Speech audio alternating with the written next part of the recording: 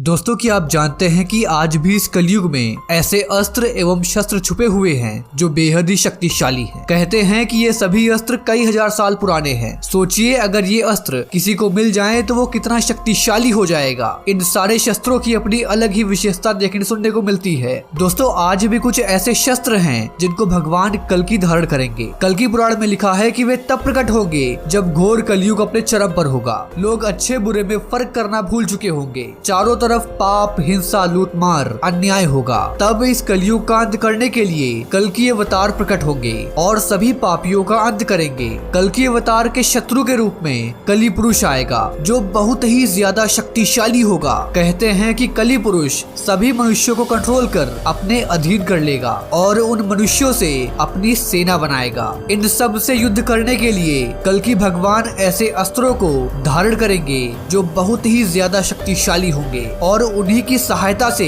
वे सभी पापियों का अंत करेंगे। दोस्तों, वो सारे अस्त्र कौन कौन से होंगे और कल्कि भगवान उन्हें कैसे प्राप्त करेंगे, इन सब की जानकारी मैं आपको आज की इस वीडियो में आगे दूंगा। वीडियो शुरू करने से पहले मेरी आपसे एक छोटी सी रिक्वेस्ट है कि अगर आप हमारे चैनल पर पहली बार आए हैं तो इसे सब्सक्राइब करिए, पड़ोस वाले बेल आइकॉन को ऑल पर सेलेक्ट करिए और नीचे कमेंट बॉक्स में जय श्री कल्कि भगवान जरूर लिखिए। मैं हूँ आपका दोस्त प्रतीक और चलिए शुरू से शुरू करते हैं। कल्कि अवतार का शंख। दोस्तों, शंखों की शक्ति और चमत्कारों का वर्णन महाभारत और पुराणों में मिलता है। शंख को विजय, समृद्धि, सुख, शांति, यश, कीर्ति और लक्ष्मी का प्रतीक माना गया है। सबसे महत्वपूर्ण बात यह है कि शंख नाद का प्रतीक है। शंख की ध्वनि शुभ मानी गई है। दोस्तों, 5 जन्य शंख बहुत ही दुर्लभ शंख है। समुद्र मंथन के दौरान इस शंख की उत्पत्ति हुई थी। समुद्र मंथन से प्राप्त 14 रत्नों में 6वां रत्न शंख था। दोस्तों, भगवान श्री कृष्ण के गुरु के पुत्र पुनर्दत्त को एक बार एक दैत्य उठा ले गया। उसी गुरु पुत्र को लेने के लिए वे दैत्य नगरी गए। वहाँ उन्होंने देखा कि एक शंख में दैत्य सोया हुआ है। उन्होंने दैत्य को मारकर शंख को अपने पास रखा और फिर जब उन्हें पता चला कि उनका गुरु पुत्र तो यमपुरी चला गया है तो वे भी यमपुरी चले गए।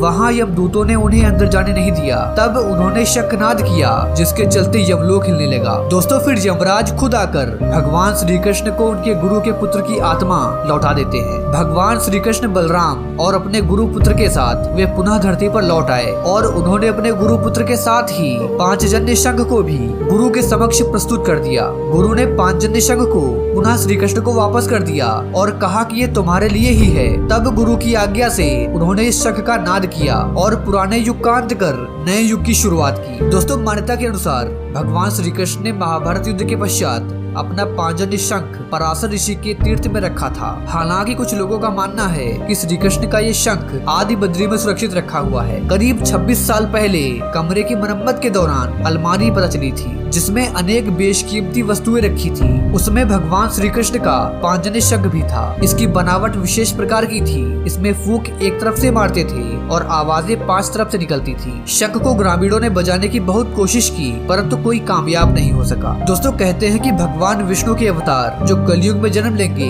वे इस शंख को धारण करेंगे और कलयुग में होने वाले महाविनाशक युद्ध में भगवान कल्कि इस शंख को धारण कर युद्ध को प्रारंभ करेंगे। सुदर्शन चक्र। दोस्तों, सुदर्शन चक्र भगवान विष्णु का अस्त्र था और इसे उनके ही अवतार धारण कर सकते थे। यह अस्त्र एक साथ कई कार्य कर सकता था। इसके निर्माण के पीछे कई अलग अलग मान्यताएं पुराणों में मिल जाएंगी। शिव पुराण के अनुसार सुदर्शन चक्र का निर्माण भगवान शिव ने किया था। शिव ने ये भगवान विष्णु को सृष्टि संचालन के लिए दिया था। अन्य पुराणों में भी बताया गया है कि सुदर्शन चक्र का निर्माण विश्वकर्मा ने किया था, वो भी सूर्य की अभेद राख से। दोस्तों, जब भगवान श्री कृष्ण ने देह त्याग की तब सुदर्शन चक्र का क्या हुआ, इसका जवाब हमें भविष्य पुराण में मिलता है जिसमें बताया गया है कि सुदर्शन चक्र को भगवान विष्णु या फिर उनके अवतार के सिवा और कोई धारण कर नहीं सकता है और ना कोई चला सकता है। जब श्री कृष्ण ने देह त्याग की तब सुदर्शन चक्र भी वही पृथ्वी में समा गया और भविष्य में जब कल्कि अवतार धरती पर प्रकट होंगे तब वह सुदर्शन चक्र को पृथ्वी के गर्भ से पुनः धारण करेंगे। सेमंतक मणि। दोस्तों, कहते हैं कि ये मणि प्रतिदिन 8 बार सोना दिया करती थी और वह जहाँ रहती थी वहाँ दुर्भिक्ष, महामारी, ग्रह पीड़ा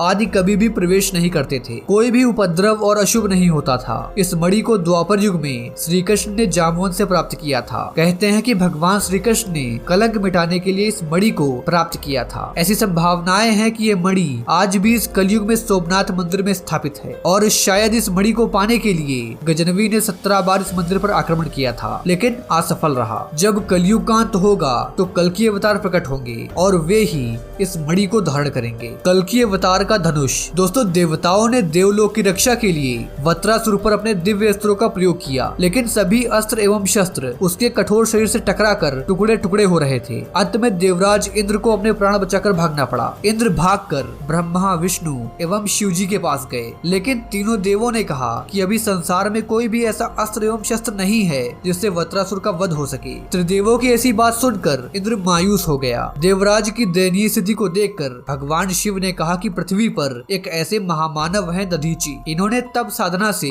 अपनी हड्डियों को अत्यंत कठोर बना लिया है। इनसे निवेदन करो कि संसार के कल्याण हेतु अपनी हड्डियों का दान कर दें। इंद्र ने भगवान शिव की आज्ञा के अनुसार दधीचि की हड्डियों का दान मांगा। महर्षि दधीचि ने संसार के हित में अपने प्राण त्याग दिए। देवशिल्पी विश्वकर्मा ने इनकी हड्डियों से 3 धनुष बनाए, पिनाक, सारंग और गांडीव। दोस्तों, पिनाक धनुष भगवान राम ने तोड़ा था, गांडीव अर्जुन को मिला, सारंग भगवान विष्णु को मिला और उनकी छाती की हड्डियों से वज्र बनाया गया जो इंद्र को मिला। इसके बाद इंद्र ने वृत्रासुर को युद्ध के लिए ललकारा। युद्ध में इंद्र ने वृत्रासुर पर वज्र का प्रहार किया, जिससे टकराकर वृत्रासुर का शरीर रेत की तरह बिखर गया। देवताओं का देवलोक पर अधिकार हो गया और संसार में धर्म का राज कायम हुआ। दोस्तों, आज जहां संत और साधुओं को लेकर आम जनता के मन में विश्वास की भावना कम होती जा रही है, ऐसे में महर्षि दधीचि का जीवन एक आदर्श रूप है जो बताता है कि संत और ऋषि कैसा होना चाहिए। वास्तव में संत की यही परिभाषा है कि वह अपने लिए नहीं बल्कि संसार के लिए जिए, संसार के कल्याण में अपने प्राणों का बलिदान कर दे, जैसा कि महर्षि दधीचि ने किया। दोस्तों, कहते हैं कि महर्षि की हड्डियों से बनाए गए इन शस्त्रों को त्रिदेव के अलावा और कोई नष्ट कर ही नहीं सकता। जब भगवान कल्कि प्रकट होंगे तो वे सारंग धनुष को धारण करेंगे और इसकी सहायता से सभी पापियों का अंत करेंगे। दोस्तों, भगवान राम को 14 कलाओं से युक्त, भगवान कृष्ण को 16 कलाओं से युक्त माना गया है, जबकि कलयुग में भगवान विष्णु के कल्कि अवतार को 64 कलाओं से युक्त माना गया है। दोस्तों, पुराणों में वर्णन मिलता है कि दशावतार का अंतिम अवतार अर्थात कल्कि अवतार शंभल नामक स्थान पर विष्णु यशा नामक तपस्वी ब्राह्मण के घर में जन्म लेगा। वे देवदत्त नामक घोड़े पर सवार होकर जगत के सभी पापियों का अंत करेंगे और एक बार फिर से सतयुग की स्थापना करेंगे। दोस्तों, क्या आप जानते हैं कि शंभाला, जहाँ पर भगवान कल्कि का जन्म होगा, वो कहाँ पर है? दोस्तों, हिमालय की ऊंची पहाड़ियों में बहुत सारे सीक्रेट छिपे हुए हैं। ज्ञानगंज मठ हिमालय में एक छोटी सी जगह है जो शंग्रीला, शंभाला और सिद्धाश्रम नाम से प्रसिद्ध है। कहते हैं कि यहाँ से ही सबका भाग्य निश्चित होता है। यह भी कहा जाता है कि यहाँ पर अमर होने का राज छिपा है। हिमालय में इसकी ठीक जगह है, किसी को नहीं पता। ये इंडिया में ही नहीं बल्कि तिब्बत में भी बहुत ज्यादा फेमस है। इस जगह के बारे में ऐसा कहा जाता है कि यहाँ रहने वाले हर किसी का भाग्य पहले से ही निश्चित होता है और यहाँ रहने वाला हर कोई अमर होता है। यहाँ किसी की मृत्यु नहीं होती। तिब्बत में लोगों के बीच ये स्थान काफी ज्यादा मशहूर है। इस मठ के बारे में ऐसा कहा जाता है कि यहाँ ऋषि मुनि तपस्या में लीन रहते हैं। दोस्तों, ज्ञानगंज में योगियों के अमर होने की बात पर विज्ञान तर्क देते हुए कहता है कि एक निश्चित आयु के बाद जीव की मौत हो जाती है। अगर बॉडी में लगातार नए सेल्स बनते रहे और किसी तरह से ऑर्गेन्स को लंबे समय तक स्वस्थ रखा जा सके तो इंसान भी 1000 साल से ज्यादा जीवित रह सकता है। दोस्तों, न केवल साइंस बल्कि आयुर्वेद भी इस बात को मानता है। ज्ञानगंज मठ में रहने वाले ऋषि योग विद्या में पारंगत होते हैं और इसी के सहारे वे अपनी भावनाओं को कंट्रोल कर सकते हैं। इंसान ऐसा नहीं कर सकता। इंसान का किसी भी चीज पर कोई कंट्रोल नहीं है और न ही मौत पर उसका कोई वश चलता है। दोस्तों, कई लोगों का मानना है कि शंभाला, शंग्रीला, सिद्धाश्रम ये सभी एक ही हैं और यहीं पर भगवान कल्कि जन्म लेंगे। यहीं पर उनका पालन पोषण होगा और यहीं पर उनको विभिन्न शस्त्रों में पारंगत किया जाएगा। तो मित्रों, ये था आज का वीडियो। इस वीडियो के बारे में आपकी जो भी राय हो नीचे कमेंट बॉक्स में जरूर बताइए। खैर, मिलते हैं आपसे अगली वीडियो में एक नए टॉपिक के साथ। जय हिंद, जय भारत।